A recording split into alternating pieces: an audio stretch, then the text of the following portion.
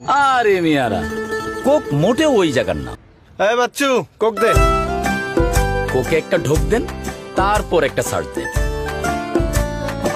এই বিজ্ঞাপনটিতে যারা অভিনয় করেছে, অবশ্য তাদের এ ব্যাপারে কমন সেন্স খুব একটা না থাকাই স্বাভাবিক। কারণ আমি তাদের যতগুলো টিভি নাটক বা যেভাবেই হোক ভাইরাল হয়ে যেভাবেই হোক আমার চোখের সামনে আসছে, তাতে আমার কাছে খুব মনে হয় না যে এই তিনজন বা যারা এই কোকের বিজ্ঞপ্তিতে ছিল, বিজ্ঞাপনে ছিল, এরা খুব একটা ভালো অভিনেতা। বিশেষ করে এদের এই যে আপনার শরাফ আহমেদ জীবন, এর যতগুলো নাটকের ক্যারেক্টার আমি দেখেছি, ম্যাক্সিমাম নাটকগুলোতে তার চরিত্রই ছিল হচ্ছে চিটার, বাটপার, ঠিক আছে, প্রতারক, মানে যত ধরনের একদম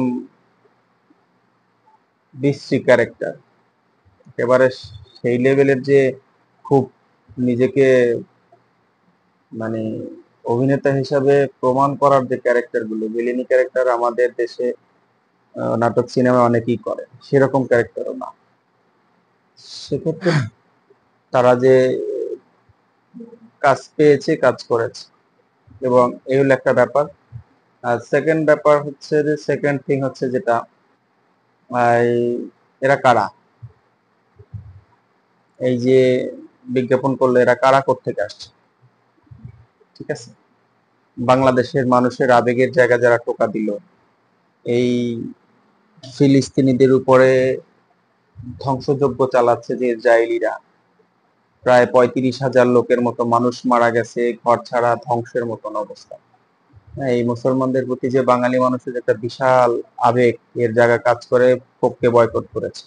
এই বয়কটের উপরে আবার নতুন করে টোকা দেওয়ার এরা কারা? এরা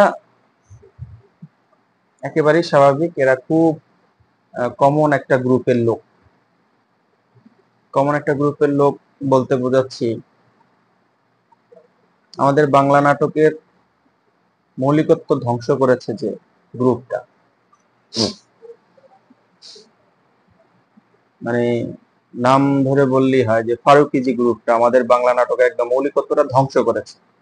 মৌলিকত্বটা ধ্বংস করেছে, বাংলা নাটকের সবচেয়ে বিশ্রী ক্যারেক্টার তুলে নিয়ে আসছে, সবচেয়ে বাজে গল্প চয়ন করে নিয়ে আসছে, এবং এটা জেনারেশনকে খাওয়ায়, মানে অখাদ্য কুখাদ্য মানুষকে খাওয়ায় ভাইরাল ভাইরাল করতে করতে করতে করতে যারা এস্টাবলিশড হয়েছে, এরা হচ্ছে সেই ফারুকির উত্তরসূরি, যার চলচ্চিত্র নাটক প্রথম পর্যায়ে কোনোদিনই সেন্সর বোর্ড থেকে ছাড়া পায়নি।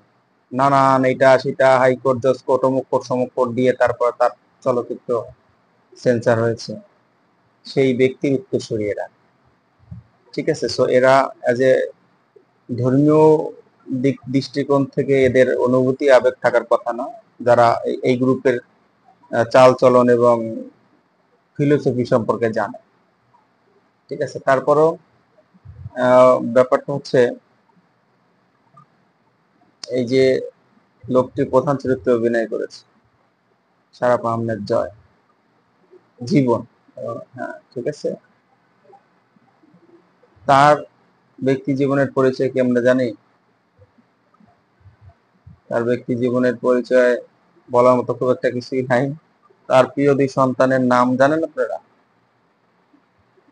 তার সন্তানের নাম, ছেলেটির নাম হচ্ছে ঋদু আয়ুষ্মান, আর মেয়েটির নাম হচ্ছে ধ্রুপদী গীতিকা, ঠিক আছে।